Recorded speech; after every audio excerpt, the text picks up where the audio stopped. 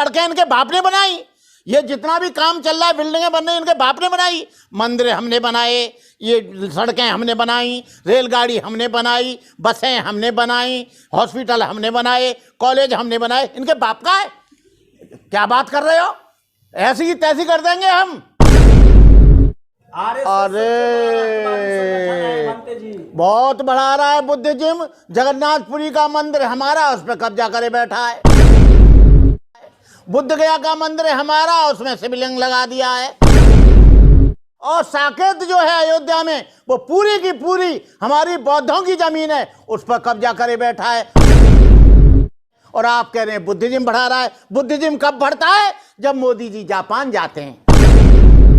हिंदू राष्ट्र बनेगा तो इनके हिंदू राष्ट्र में रहेगा कौन? हिंदू राष्ट्र में बड़े व्यवस्था है, हिंदू राष्ट्र में छुआछूत है, हिंदू राष्ट्र में ऊंच नीच है, हिंदू राष्ट्र में भेदभाव है। भैया जिसको रहना है उसको रह लो, हम तो रहेंगे नहीं, हम तो बौद्ध राष्ट्र में रहेंगे। करोड़ों लोगों की आबादी, 11 करोड़ लोग बनते करुणाकर को सुनते हैं। अकेला नहीं हूं मैं इसको धीरेन्द्र शास्त्री को भी देखूंगा, और जितने भी नंदेश्वर बाबा हैं, कौन से खंडेश्वर बाबा हैं, और वो झटका वाले बाबा हैं कि लटका वाले बाबा, सबको देखूंगा।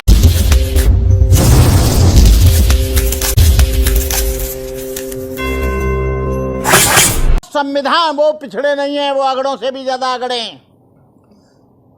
ये संविधान बदलेगा तो तुमको मालूम है कि ये जो यहां पर 85% लोग हैं, इनके पीछे झाड़ू और आगे हाड़ी हो जाएगी।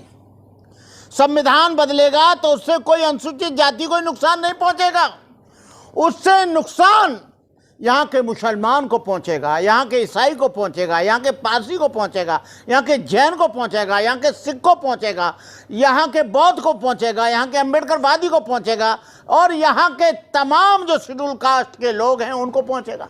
ओबीसी तो मालामाल हो जाएगा। ओबीसी तो मालामाल क्या, उसके पास अभी सोच ही नहीं है। ओबीसी ही तो ब्राह्मणवाद की लाश को ढो रहा है, ओबीसी और मनुवाद की लाश को ढो रहा है। आप देख लेंगे 99% जो जुल्म होता है वो कौन करता है? गुजर करता है, जाट करता है, यादव करता है। ये ओबीसी को जानना चाहिए कि दलित समाज और बहुजन समाज तुम्हारा भाई है, और वो ब्राह्मण और मनुवादी लोग तुमको लड़ाना चाहते हैं।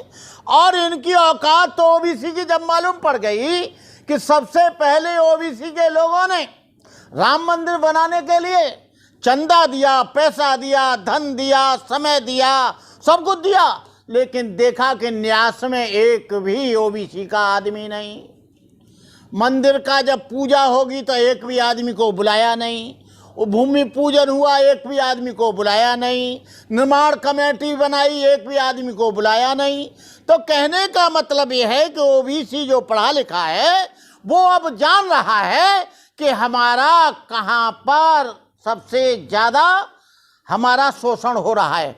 जब मंडल आयोग लागू हुआ तो किसी व्यक्ति ने, मुसलमान ने, ईसाई ने, सिख ने विरोध नहीं किया, दलित ने विरोध नहीं किया, और इनका विरोध किया तो सबसे ज्यादा ब्राह्मण ने किया।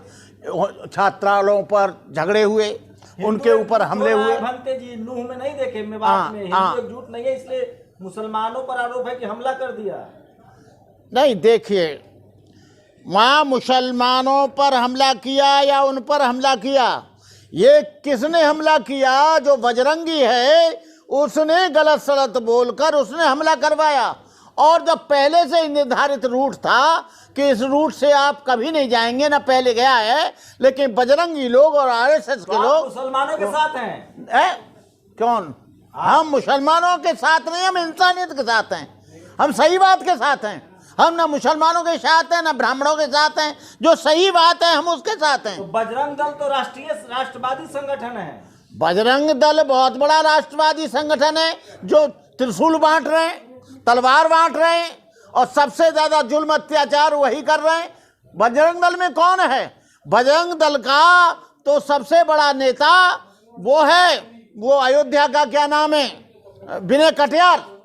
विनय कटियार है सबसे बड़ा नेता, और उसको निर्माण कमेटी में नहीं रखा, उसको किसी में नहीं रखा, उसको अपनी औकात याद आ गई कल्याण सिंह को भी आ गई, उमा भारती को भी आ गई और विनय कटियार को भी आ गई। SC ST OBC भी तो हिंदू है भंते जी, वो चाहता है हिंदू राष्ट्र बने। ओबीसी SC हिंदू है, वो हिंदू राष्ट्र चाहता है तो पीछे झाड़ू बंधवाओ, अपने शिक्षा का अधिकार खत्म करो, धन अर्जन का अधिकार खत्म हो जाएगा, लड्डू पूड़ी पूड़ा खाने का अधिकार खत्म हो जाएगा, बादाम मिलना बंद हो जाएगा, दूध पीना बंद हो जाएगा, क्योंकि मनुस्मृति में लिखा है कि शूद्र कभी दूध नहीं पी सकता, शूद्र घी नहीं खा सकता, शूद्र अच्छे मकान में नहीं रह सकता, शूद्र शिक्षा संस्थान में शिक्षा प्राप्त नहीं कर सकता, अच्छा स्वास्थ्य नहीं रख सकता, अच्छे कपड़े नहीं पहन सकता। तो हम तो कह रहे हैं कि ठीक है, अच्छा है, इनको मालूम पड़ जाएगी। आप जातिवाद फैला रहे हैं। ये जातिवाद है। यदि हम अत्याचार को रोकने की बात करते हैं तो जातिवाद आ जाता है, और हमारी मूंछ रखने पे हमारी हत्या हो जाती है तो जातिवाद नहीं होता है। हमारे समाज के मुंह पर मूता जा रहा है और उसको हम रोकने की बात करते हैं तो जातिवाद आ जाता है। अरे कहां से जातिवाद आ गया? जातिवाद क्या हमने बनाया या जातिवाद को हम मानते हैं? जातिवाद तो उन लोगों ने बनाया जिन्होंने मुर्मू को ये पार्लियामेंट का उद्घाटन हुआ नहीं बुलाया, और जगन्नाथपुरी के मंदिर में रामनाथ कोविंद को अंदर नहीं जाने दिया। क्या हमने उनको रोका? कोविंद को हमने रोका? क्या मुर्मू को हमने नहीं बुलाया? और मुर्मू वहां पर एक मंदिर में और गई थी, वहां पर भी उनको नहीं घुसने दिया। आप राजनीति कर रहे हैं, किस पार्टी से हैं? अरे हम राजनीति कर रहे हैं कि हम समाज नीति कर रहे हैं? हम काई पार्टी से नहीं, हम बौद्ध भिक्षु हैं। हम सही को सही और गलत को गलत कह रहे हैं, आप मेरे को राजनीतिक बता रहे हैं। अरे भाई, अरे भाई मेरी बात सुनना। ये बता, संस्कृत में बोलता है कोई राजनीतिक आदमी, बुद्धिज्म पे बोलता है तो क्या वो बुद्धिस्ट हो गया क्या? आप हिंदू विरोधी हैं। अरे क्या कोई बाइबल पर बोलता है तो ईसाई हो गया क्या? बनते जी, अभी आपने कहा कि ये जो 131 parliament members of parliament SC ST के बैठे हैं, इनके गले में पट्टे पड़े हुए हैं। आप पूरे देश का भ्रमण करते हैं, क्या 2-4 नाम आप ऐसे बता सकते हैं जिनको अम्बेडकरवादी आपकी नजर में, जिनको चुन करके पार्लियामेंट में भेजा जाए? हाँ, मेरी नजर में हैं ऐसे लोग। ये सबसे पहले बहुत दिन से 30-40 साल से काम कर रहे हैं हमारे KP चौधरी, ऐसे लोगों को भेजा जाए। AR जोशी को भेजा जाए, ओम प्रकाश को उसको भेजा जाए, बनते करुणाकर को भेजा जाए, और तुमको भेजा जाए, नागपाल को भेजा जाए। जो बोलने वाले लोग हैं, जो चुप्पा साधे हुए हैं, जो भीगी बिल्ली बैठे हुए हैं, ऐसे लोगों को कोई भेजने की पार्लियामेंट में जरूरत नहीं है। बुद्धिज्म को बढ़ा रहा है RSS। अरे बहुत बढ़ा रहा है बुद्धिज्म। जगन्नाथपुरी का मंदिर हमारा, उस पर कब्जा करे बैठा है। बुद्ध गया का मंदिर हमारा, उसमें शिवलिंग लगा दिया है। बड़ा बहुत कब्जा कर रहा है। और साकेत जो है अयोध्या में, वो पूरी की पूरी हमारी बौद्धों की जमीन है, उस पर कब्जा करे बैठा है। और आप कह रहे हैं बुद्धिज्म बढ़ा रहा है। बुद्धिज्म कब बढ़ता है? जब मोदी जी जापान जाते हैं। बुद्धिज्म कब बढ़ता है? जब वो बर्मा जाते हैं, थाईलैंड जाते हैं, सिंगापुर जाते हैं, और वो जो है जाते हैं कहां पर? ये श्रीलंका। तो मेरी बात सुनो ना। वो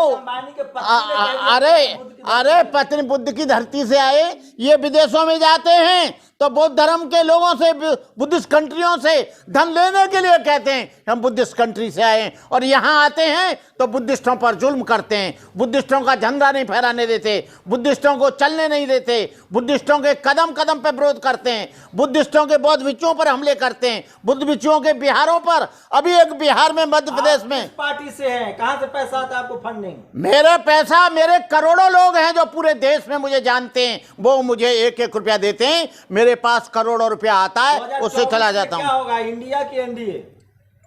ओ India, my love in India, my love in India. India आएगी और इंडिया इसको पछाड़ेगी। और इंडिया में आने वाले समय में ये जितने भी छोटे छोटे संगठन हैं, चाहे बहुजन समाज के हो, चाहे वो अन्य समाज के हो, RLD हो, सपा हो, अन्य छोटे छोटे दल हो, उन सब लोगों को एक जगह आना है और BJP को हराना है। इंडिया में से प्रधानमंत्री कौन बनेगा?